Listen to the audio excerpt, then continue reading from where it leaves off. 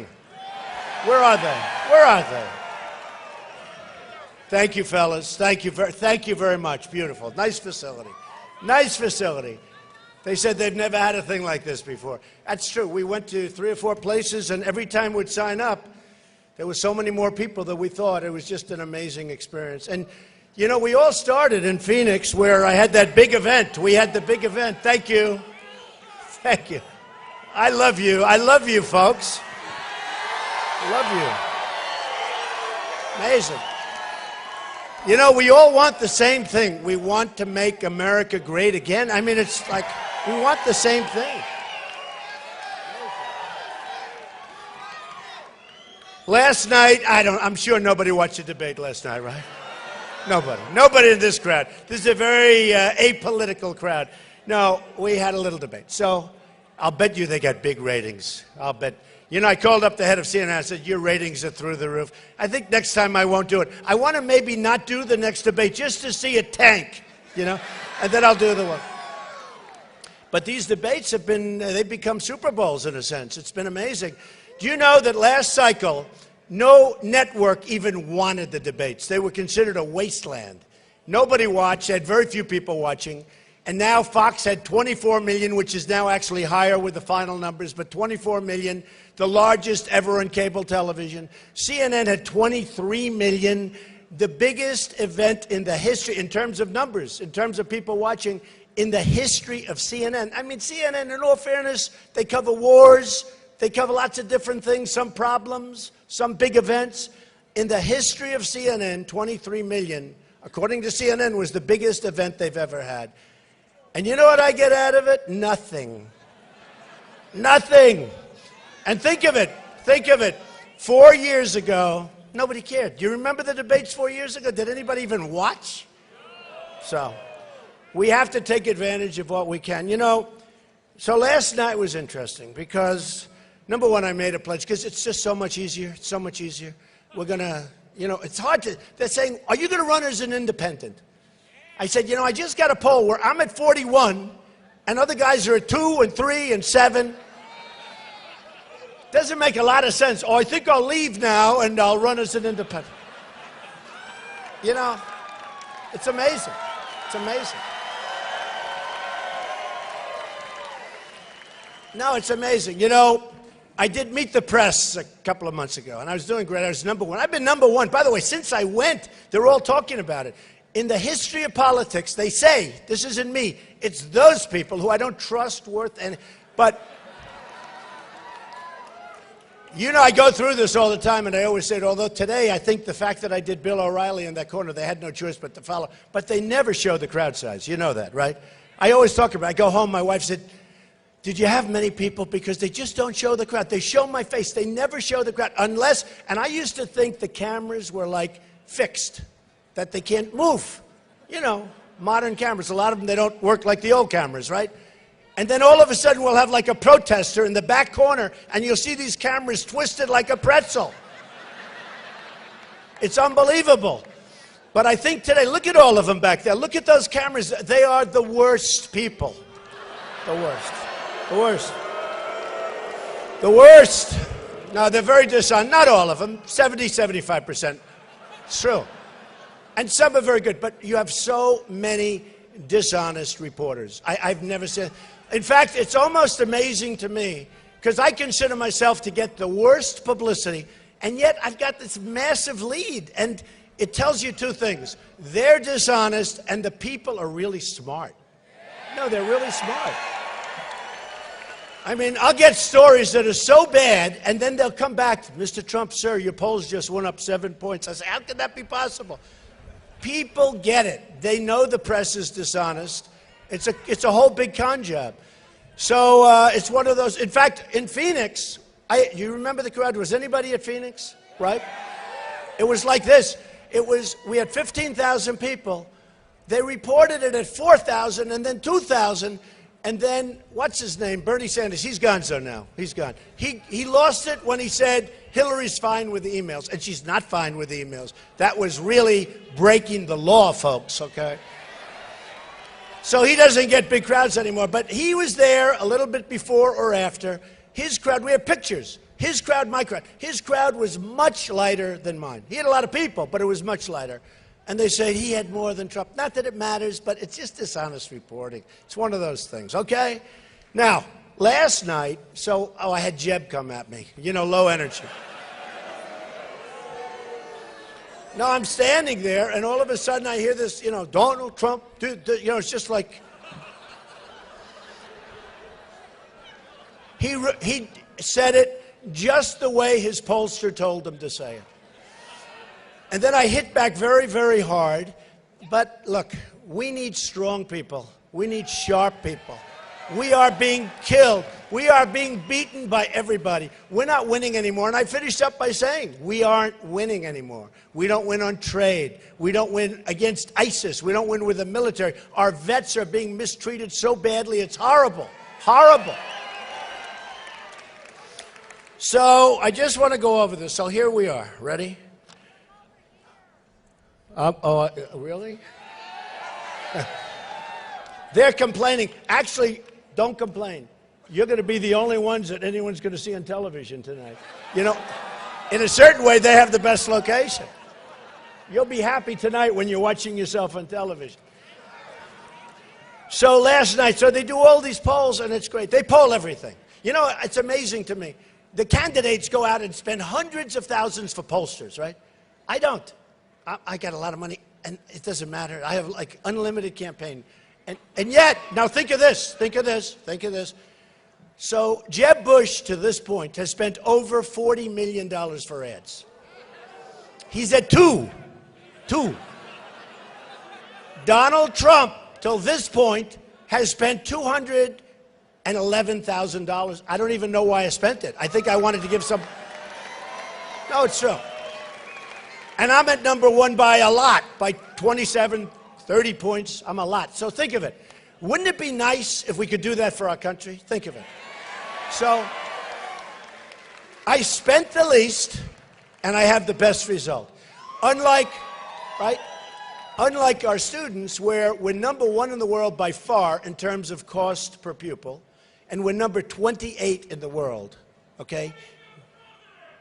You're right. I think I like that guy, right?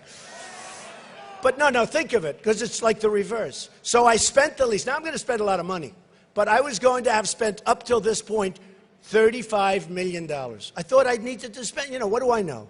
And these guys, as much as I can't stand them, they give me all this free publicity. No, it's true, right? If I put an ad on, people would get sick. They say, oh my God, we had the whole program and now we have ads. Please don't put the ad. We actually call networks, please don't put that ad. They cover you for a full hour. And then every 12 minutes they have an ad for Trump. No, it doesn't work. So I was going to have $35 million spent up, literally right up to this point. And I've spent nothing. I haven't spent anything. But we're ready to spend. We're ready to spend. And we're going to spend a lot. And I think we're going to win Iowa. We just came out where we're leading in Iowa now, which is a great place. But this I love, because this just came out. Drudge. Now, this is with 15 people, right? Drudge is great. How good is Drudge, right? Great guy. He's a great guy. So they do these online polls where they have hundreds of thousands of people. So they vote. Somebody would say, oh, well, they're not reliable because maybe Trump voted. They have hundreds of thousands. Do you think I'm going to have my people sit there and make hundreds of thousands of phone calls? And then they don't report it anyway if I win, because if I win, they don't report it. They have these guys like George Will. You fall asleep listening to this guy. George Will. If he didn't wear the little spectacles, he wouldn't even be bright. Nobody would think of this. This is George Will. I got to tell you, Krauthammer is terrible. He is so unfair to me. He is the worst. He is the worst. And I'm not allowed to criticize him, so I'm going to be very nice. Krauthammer, he's terrible. He's terrible. You have a guy named Stephen Hayes. I've never even heard of this guy. When my name is mentioned, it's like he's a boiler. He goes crazy. Now, part of the reason is they all said I was never going to run, right? And then I ran. Then they said, well, he'll never file Form A. That's basically a single page where you sign your life away. And I went like this, let's go. Boom, I signed. Then they said, well, maybe he's not as rich as everyone thinks, and he'll never file his financials. And if he does, he'll file them in 2 years from now, because you're allowed a lot of extensions. I filed them ahead of schedule in less than 30 days, okay? Almost 100 pages. And the press was down there. They said they've never seen anything like it. They were scouring those things. Believe me, I wouldn't be running unless I was really rich, because they would have killed me. And by the way, you haven't read one report. Bad. I built a great company. I built a tremendous company. Very little debt, tremendous cash flow, the best assets. And the only reason I say it, I'm not saying it because it sounds terrible in a certain way. I don't want to brag. But that's the thinking we need in this country. We have $19 trillion in debt. We have $19 trillion in debt. We built a $43 million gas station in Afghanistan, and it doesn't even sell the right gas. Okay, 43 million. Do you think you could have built that gas station for slightly less? No, you look at the things, the money, we spend $1 billion to build a hospital. You could build 7 hospitals for that. We could take care of our vets for money. We have such stupid people leading us. I used to say they're incompetent. I didn't want to use the word stupid. It's too crude and too tough. They don't know I went to an Ivy League school. I'm really like a smart guy. My uncle was at MIT. He was a professor for years. They didn't believe it. They went and checked. Dr. John Trump. I actually think he was there for 5 decades. MIT, he was one of the great engineer scientists. And, it's like really good stuff. But when they talk about us, they talk about us like, do we know? Let me tell you, these are the smartest people. These are the people that made our country great originally. These are the great people. These are the great people. And we're going to take our country back, and we're going to turn it around, and we're going to run it smart. We're going to run it smart. We give $150 billion to Iran. Listen to this, and this I just heard this morning. So we give $150 billion to Iran. They self-inspect their big site. In other words, where they're making the nukes. Can you imagine you call them, we hear you're making nukes. Okay, well, let us check. They call, no, we're not making nukes there, you dumb son. And then, no, but think of this. Think of this. And then they have the 24-day where they have 24 days, but before the clock starts ticking, you have to go through a whole process, so it could be forever before you get there. And the other thing, look, nuclear is so important. It's more important than anything. And having a deal is good, but we've got to make good deals, not bad deals. But another thing, they got 4 prisoners. They wouldn't even get them out. So I've been complaining about this long before they did the deal. Get the prisoners out, 150. So now the deal is done, and what do I hear this morning on television? That we're now starting a brand new separate negotiation for the prisoners, and they want many prisoners that we have over here for the 4. No, think about it. Think about it. No, think about it. So now they want to start a whole new negotiation that we should have had 3 years ago when the stupid negotiation began. You go in and you say, before we start, we want our prisoners. They say no. We say, that's okay. You leave the room, you double up the sanctions. They call you back within 48 hours, and they'll say, you got your prisoners. Think of it. We just gave them the greatest deal, one of the greatest deals in the history of countries. We made them a powerful, rich nation. They're going to now have nuclear. They don't even have to waste their time making it. With the money we gave them, they can buy nuclear. Why are they going to make it? They can buy whatever they want. You don't think North Korea is probably calling them, help, help, help, we need money, we'll give you some nukes? We are led by the stupidest people I can't even imagine it.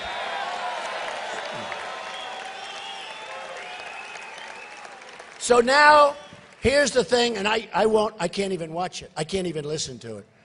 So now they want to do a new negotiation for the prisoners. And all we had to do is say, we want our prisoners back, and you would have had them, and they want a lot. And one of the guys said from Iran, we want a lot. Oh, great, great. It drives all of us. That's why we're here. They used to talk about the silent majority. We're not silent anymore, folks. You're spending all this money doing negative commercials on me. He's doing a commercial where he uses what he said last night, but he doesn't put what I said to him. And what it is, and it's a big problem in terms of running for office, because, you know, these super PACs are a scam. They're a scam. They're a horrible thing. They're totally corrupt. One of the super PACs that was written about last week in the Los Angeles Times, they raised $6 million. By the time all of these guys took their cut, they ended up with $140,000 left for their campaign. That's better than being a real estate broker, right? Right? So we have so many things we can do. And I'll tell you, the thing I really look forward to doing, some of the people on the stage I really like. You saw last night that Ted Cruz was very nice to me, and I was nice to him. Actually, most of the people were nice to me last night. I mean, it was pretty good. You know, I went in there saying, boy, this is going to be a tough evening, because I heard all of them were going to come at me, right? 14 of them were going to be coming at me. I was prepared, but I said, this could be unpleasant in front of, you know, millions of people. And out of the 14, you know, Jeb and I guess Rand Paul, who doesn't have a chance. I mean, what's he doing? By the way, what is Rand Paul doing? You know, whether you like his politics or not, his father had a certain spark, right? You know, there was a little spark on there. Rand doesn't have that spark.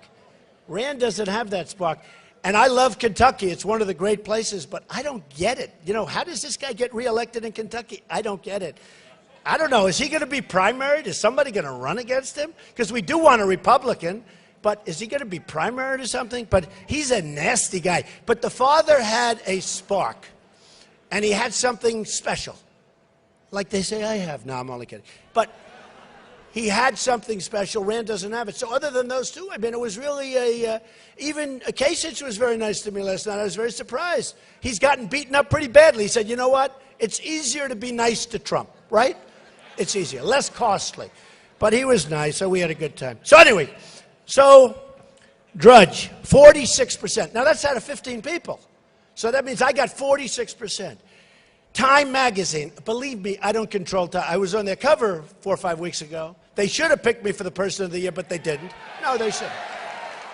Now you know what, that's not coming from me. They have these panels, and virtually, and I said I'm never going to get it because I'm not establishment, but every panel that I saw on television when Time was, because, you know, it's sort of cool, even though the magazine's going down the tubes, it's sort of, no, it's a cool thing.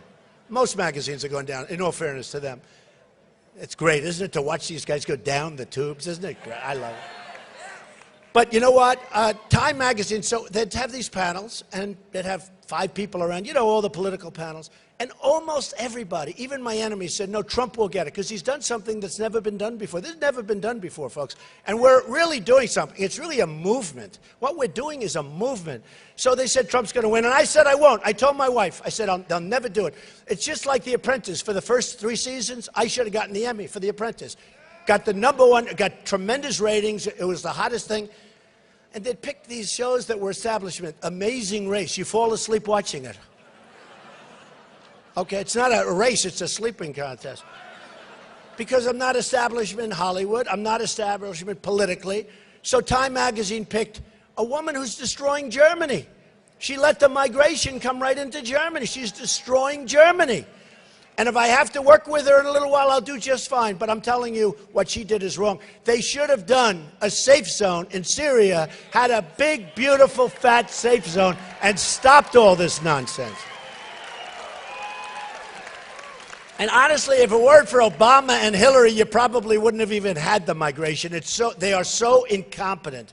So then Time magazine 49%. Slate, 51%. Syracuse.com, 49%. U.S. News and World Report, 69%. PBS, public broadcast, PBS, 69%. This is who won the debate. That's all it is. 69%. The Blaze, well, he doesn't like me very much. That's okay. Who cares? I don't even know who he is. 38%. Not bad. It's my lowest one. Washington Times, great paper, 62%. CBS Philadelphia, 59%. Fox 5 Las Vegas, 62%. That's what it is. I mean, you know. And by the way, I just read every single poll. Those are all the online polls who won the debates. And then you'll watch these guys. Now, in all fairness, I actually did watch. You know, when you're on television, you tend to watch no matter who you are.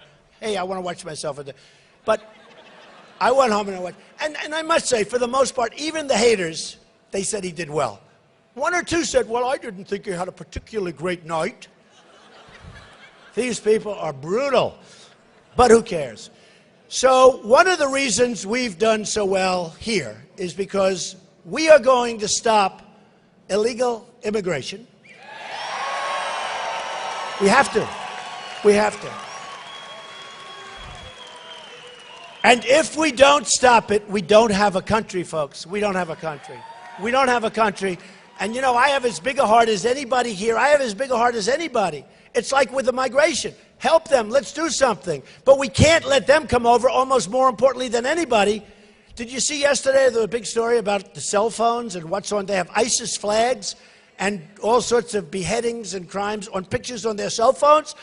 First of all, why are people in a migration having cell phones? That was the first question. It's sort of strange. I mean, who's paying for those cell phones? Where are they coming from? Who are they calling? These are people. Can you imagine many, many, many cell phones? Why? Where do they get cell phones? Who pays their monthly bill? What do? Don't they get billed by the phone company or something? How? I asked that. You know, a friend of mine said, you know, they have flags. And he was talking all about the ISIS flags and also the beheadings on the phones, everything. So, but I said something different. I said, how come they have cell phones? And he said, wow, I never thought of that. You're right. How come they have cell phones? So we're not letting them come in. And if they are here when I get here, they're all going back. They have to. They have to. They have to. They're going back. So we're going to build a wall, and Mexico is going to pay for the wall. They're going to pay for it. And I love Mexico, and I love the Mexican people, and I have thousands of them that work for me, and they're incredible workers with incredible spirit, and they love me. And I'll tell you what, in the state of Nevada, they recently did a poll, and I'm leading with the Hispanics, and everyone's saying, oh, that's because I'm going to produce jobs. I'm going to take our jobs back from China and Japan and Mexico and all these other places. And you know what? The Hispanics that are here legally and that went through a process, those people are all, they're for me because they don't want their jobs taken. They don't want their house taken. They don't want to be overrun by people pouring across the borders. And one of the first thing I do, I mean, probably the first thing I do is the good thing about an executive order. What's the good thing? I can walk in, sign, and that's the end of it. I don't have to go through Congress. I mean, Obama never goes through Congress anymore. He does, you know, it just, isn't it incredible? So I'm a Republican, but I'm so disappointed in the Republicans. When we got majority, didn't you think it would be different? It's the same thing. It's the same. I tell the story. Some guy or woman gets elected. They go through hell. We're going to stop Obamacare. We're going to repeal it. And I am going to do that. By the way, it's going to be dead. No. We don't have to worry too much. It's going to die in 17, unless the Republicans work out a rescue plan, which they'll probably do if I'm not there, I will tell you. Obamacare is dead in 17. You know, the wrong people are signing up. It's all messed up. Doctors are leaving. I have a friend. He's a doctor. He's a young guy. He's leaving the profession. He said, I have more accountants than I have nurses. The guy's got more accountants than nurses. So anyway, we are going to take care of Obamacare. We're going to make this place. It's going to be unbelievable. And it can go fast. Now, I'll tell you what can't happen. We can't go through another 4 years of this incompetence, this stupidity. We can't do it. We can't do it. We can't do it. So we're going to get rid of that. But the wall is so important, and you know it does work. All you have to do is ask your friends in Israel. It works. It's really effective. But I mean a Trump wall. I don't mean a wall that you knock over, you kick it through. I mean, let's see, the height of this building. How high is your ceiling here, man? Travis, how high is your ceiling? Because you're talking about a little bit higher than that. Meaning, if you get up there, man, there's no way to get down. Okay. And it's going to be a beautiful wall because someday they'll name it after me, and I want it to be beautiful. It's true. It's true. And it's going to work. And we're going to have people come in. We're going to have a big door, and we're going to have people come in, but they're going to come in legally. They're coming in legally. And we're going to bring our country back. You know, it's really having a huge impact. And, you know, one of the people that I've gotten to know so many people, students and professors and college heads, because, you know, the student debt's a huge problem. We're going to work on that. We're going to work on everything. We got to work on everything. I mean, there's nothing we can't work on. There's nothing in this country. You know, I said last night,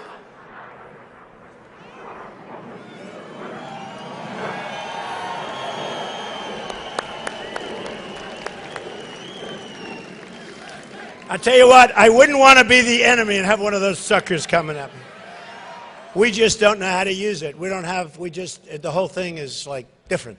But one of the people that I've gotten to know, who's one of the great, great people, the illegal immigration has caused tremendous crime, has caused tremendous death. It's caused economic hurt, as you know, because a lot of jobs are being taken and our citizens don't get those jobs. And again, we're going to have people come in. And we're going to have, if there are some areas like the grape areas, I know a lot of the folks up there, and they say if we can't get, we'll do some visa program where we get people up. We're not going to hurt industry. We don't want to hurt business or anything. So we'll get people. We'll get the people in. If our people don't want to take the jobs, and I understand that. You know, there's people that don't want certain jobs, and I get it. But we're going to get the people in. We're going to make this country so dynamic. My tax plan, I'm cutting the hell out of taxes for the middle class and for businesses.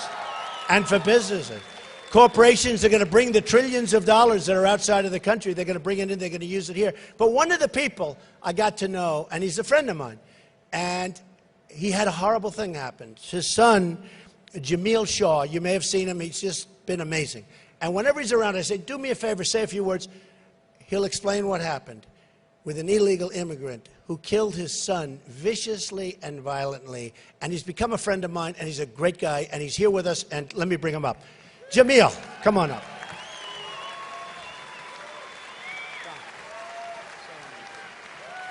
Say a few words. Jamil. Hello, everybody. I'll get right to the point. March the 2nd, 2008, my son was shot dead in the street like a dog by an illegal alien gangbanger, 18th Street gangbanger.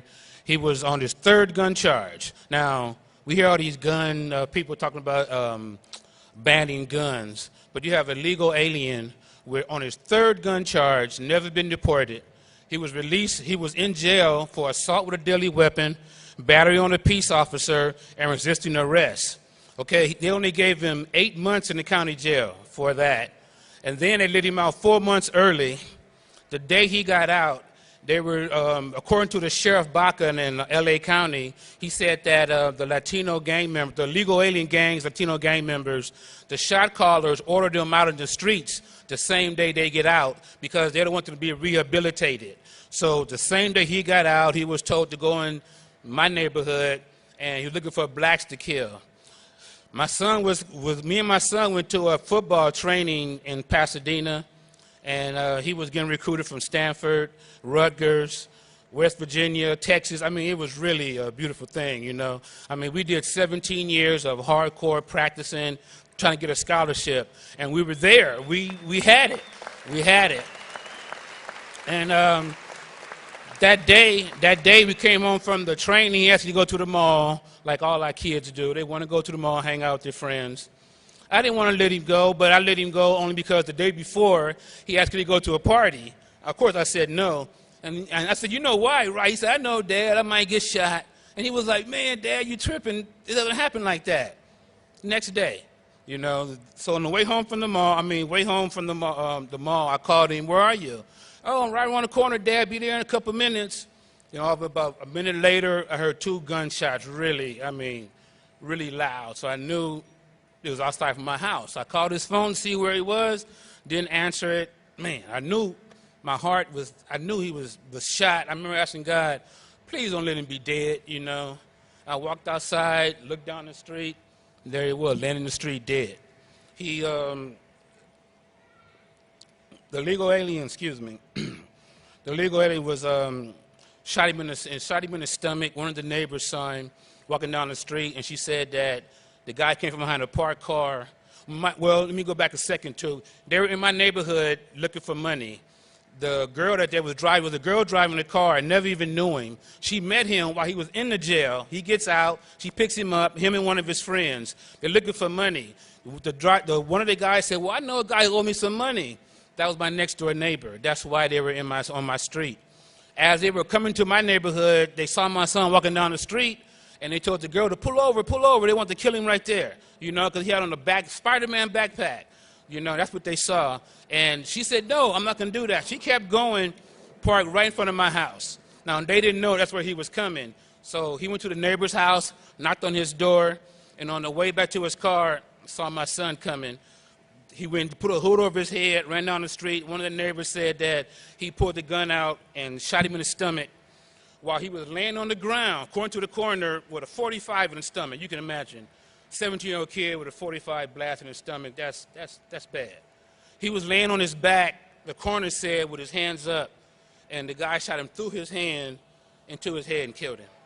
It was vicious. I heard the gunshots. Of course, I ran outside, and I couldn't believe it. Even today, I couldn't believe it. I remember telling him, man, I told you, people are crazy out there. I had just told him the day before. And, our kids don't believe that, and that's why we need Donald Trump, because Donald Trump is going to make it safe again,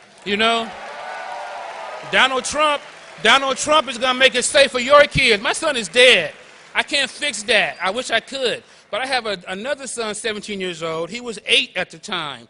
Now he's 17. I saw him the other day, man, you're older than your brother now, and it's really sad. And Trump is the only person that reached out to me out of all the politicians, all the black politicians in L.A. Nobody cares. It's all about illegal aliens. That's all they care about. They don't care about us as Americans. Trump wants to make America first, okay? We need that. Our kids, all of our kids deserve to grow up. This is our time to live on the earth. Why do we have to be under this oppression from illegal aliens, and they're getting the American dream, and we're getting the American nightmare? It's not fair, and the only way we can fix it is with Donald Trump. I don't see no other way. If it was there, it would have happened. Before Trump, there was nothing going on. Now that he's here, they're scared, and we have to make sure it happens, because it's going to protect all of us and make us safe. And we got to stand with Trump, and you have to trust him the way I do, because I believe that he was sent from God. Thank you.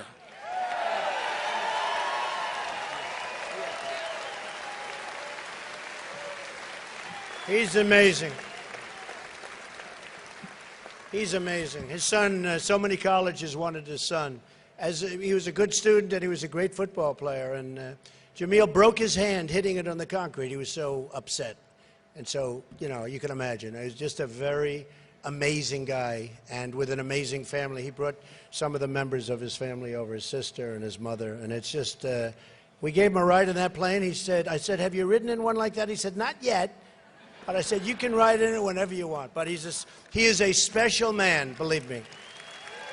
We got to take care of our people. We got to take care of our people. So we're going to straighten things out. We're going to take trade back from China. We're going to make money now. Last year, we had a trade deficit of over $500 billion with China.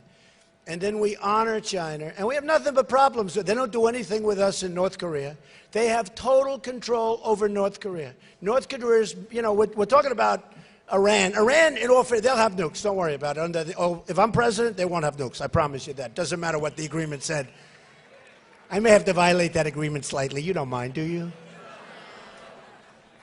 They will have nukes, unless I'm there. But China, we have tremendous power over China, but we don't know that, because we have people that have no business ability. All you have to do is look at the Iran deal, where we give them the $150 billion and all of those things. That's right, the art of the deal.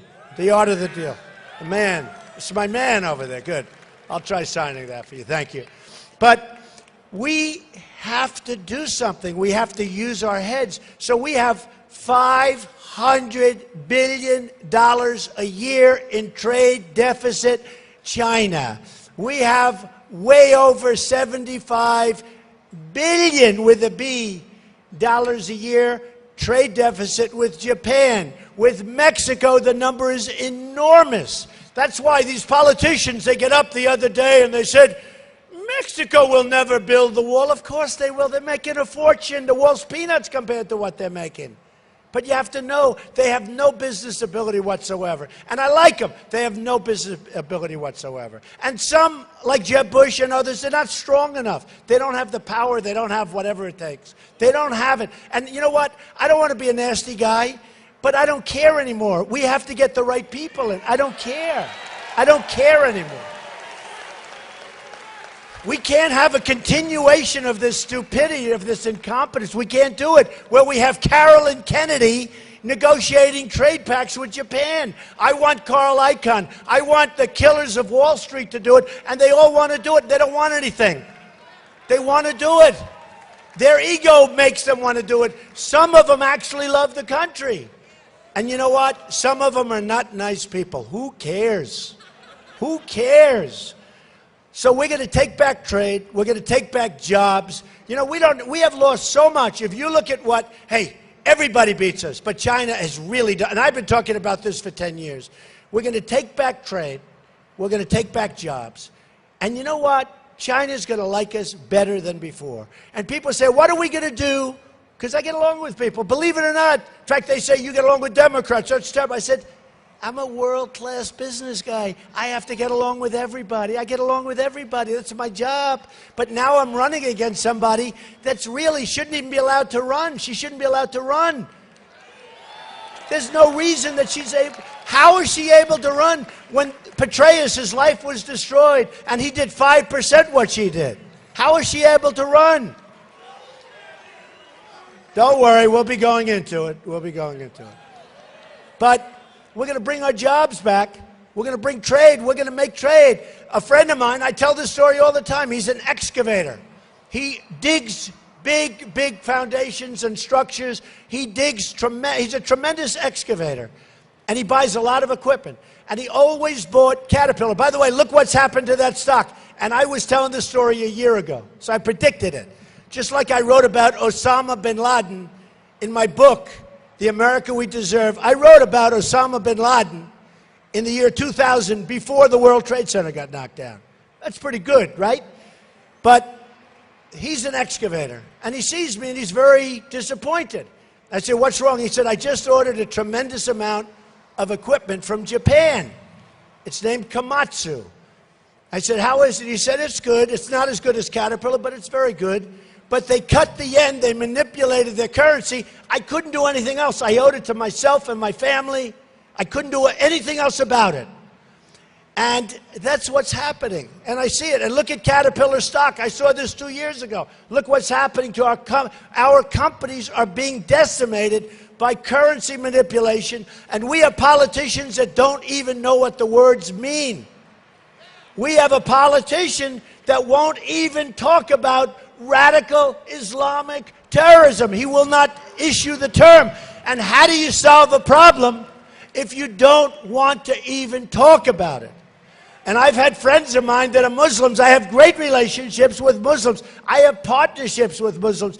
And they called me up the other day. They said, not all of them, but they called me up, some very prominent. And they said, you have done a tremendous service. And all I'm doing is, we have to figure out, folks, what the hell is going on. We have some really bad stuff happening. And they called me up and they said, Donald, you've done us a service. You really have done a great service. And I was surprised to hear him say it. But they know much more than we do that they have a problem. And we've got to solve the problem. But you can't solve the problem if you put yourself in a corner and don't want to discuss it. You can't do it. So we're going to solve a lot of problems. We're going to take that trade back. We're going to be tremendous. You know, Ford is building a tremendous plant in Mexico, right? We don't get anything. They're closing plants in Michigan. What are we doing? How does that benefit us? They're going to build in Mexico. Then Mexico's going to make cars, trucks, and parts, and they're going to send them into us. No tax, no nothing. We're like the stupid people. Not going to happen. Nabisco is moving a big factory from Chicago to Mexico. I'm never eating Oreos again. I'm telling you. I'm never eating them again. I'm not eating them again. That kind of stuff is not, we're just not going to let them compete. But damn it, if they're going to do that and we're going to close up jobs and factories, they're going to pay tax when they send that stuff back into the United States. They're going to pay tax because it's unfair. Tennessee was going to build this big plant from a foreign car company. It was all set. The deal was all done. All of a sudden they announced it's a great state, incredible people. I mean, I have rallies in Tennessee. You wouldn't believe it. All of a sudden, they announced it's going to Mexico. It's not going to Tennessee. We're not going to let that crap happen. We're not letting it happen, all right? We want jobs. We're not going to be the people that are led by stupid people, and we're embarrassed to almost... I had a person the other day. It's a terrible thing to say. The person was in Europe. They were embarrassed to say they're from the United States. Can you believe this? Can you believe it? You know, in the old days, my daughter was telling me this, Ivanka. Anybody hear of Ivanka? Yes. She's a great person. But she said, you know, Dad, in Europe, when she was in Europe as a little girl, she said a lot of things were made in the USA. They'd say, made in the USA, and that was quality. And I remember it, and some of you remember it.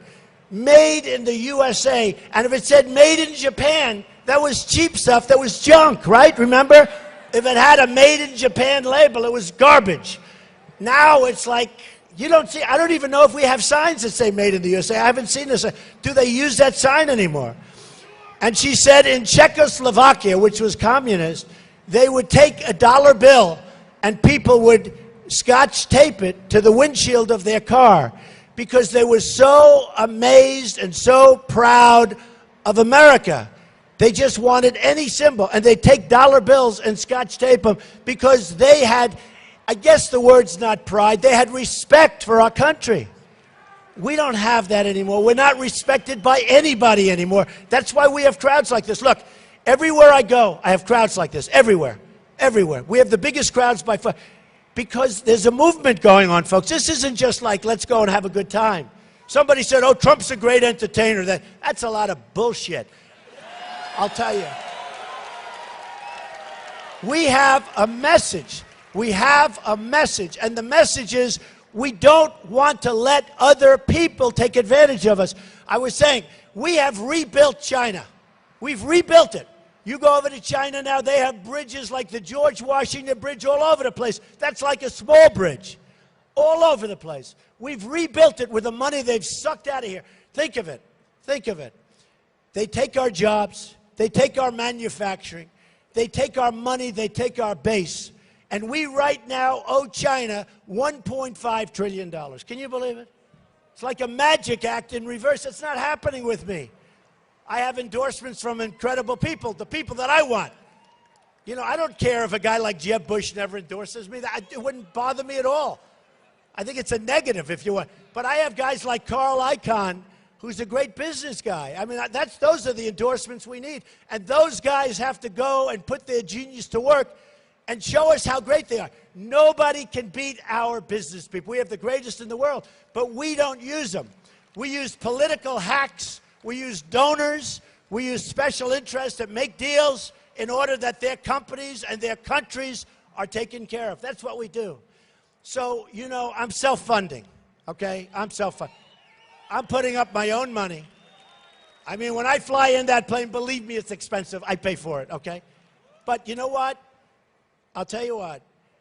A lot of people, and I didn't think it was that big of a deal, and I had people that said, you have no idea how important it is.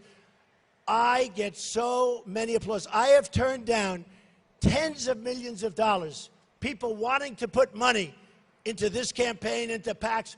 I've turned it down. I actually feel a little foolish. My whole life I've been taking money, give me more money. And I turn it down. And when I go to Iowa and New Hampshire and South Carolina and tell them, like, I'm self-funded, the people go crazy. It's a big deal to them. You know, I had an interesting case in Iowa about 4 weeks ago. I had a big crowd.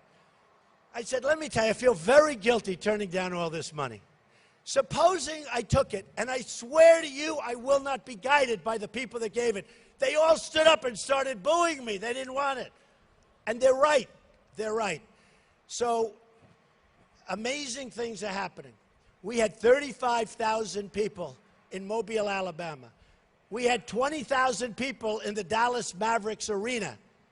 It was an unbelievable, and we had like 3 days, 4 days to fill it up.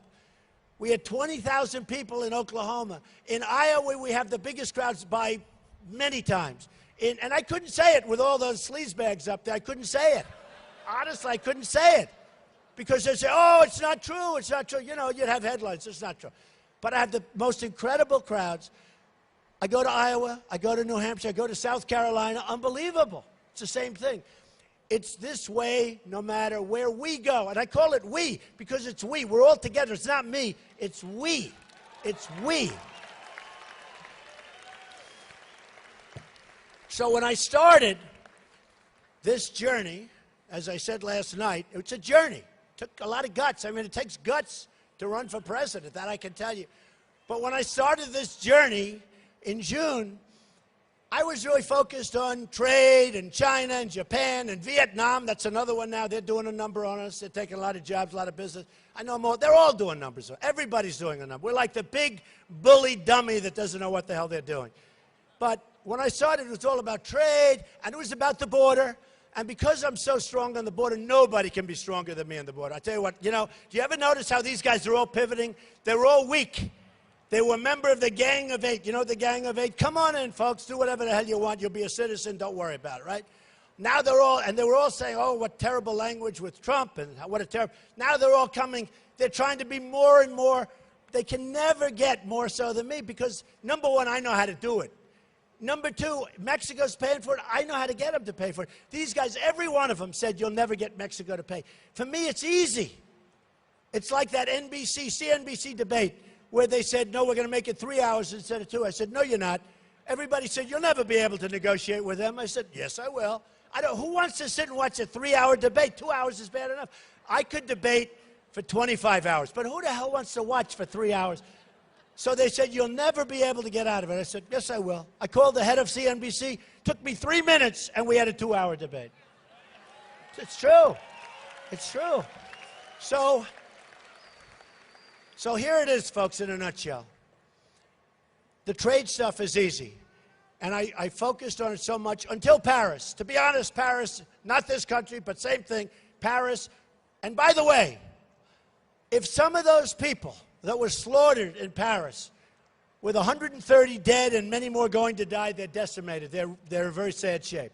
As we have in California, more going to die, they're in very bad shape. We have 14 dead, more going to die.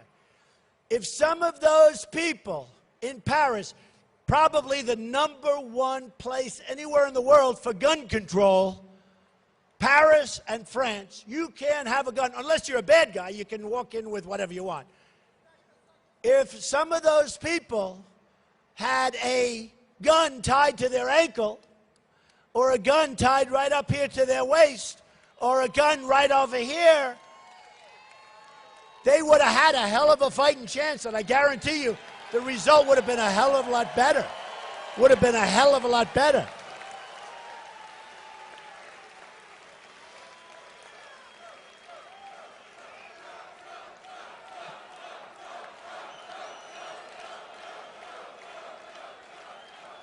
I mean, it's incredible. You know, you talk to some people, especially me, I come from liberal New York City, everything's Democrat inside, and they say, oh, gun control.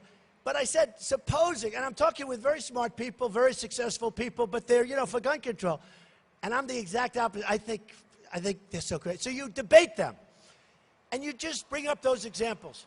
And they know they can't win the debate, but you don't change their mind. You don't change their mind. Second Amendment has to be preserved and strengthened, but it has to be preserved. We cannot let them take that away from us. And believe me, there's a movement to take it away, and now their new movement is bullets. They want to take bullets away. If I become president, believe me, you can relax. Nothing's going to be happening, okay? Nothing's going to be happening. Just quickly, Common Core, we have to bring our education back locally. We'll save a fortune. We want the parents like you and you and you. I see it. I see it in your eyes. We want the local people to take care of their kids' education as opposed to bureaucrats in Washington. when I see guys like Bush and others that are for Common Core, it's just a way of taking care of your friends. What that is bureaucratic nightmares. They have people couldn't care less about your children. I mean, maybe some of them do, but a lot of them really just care about how much money they're going to make a month or a week. And we're bringing education back locally. I told you before,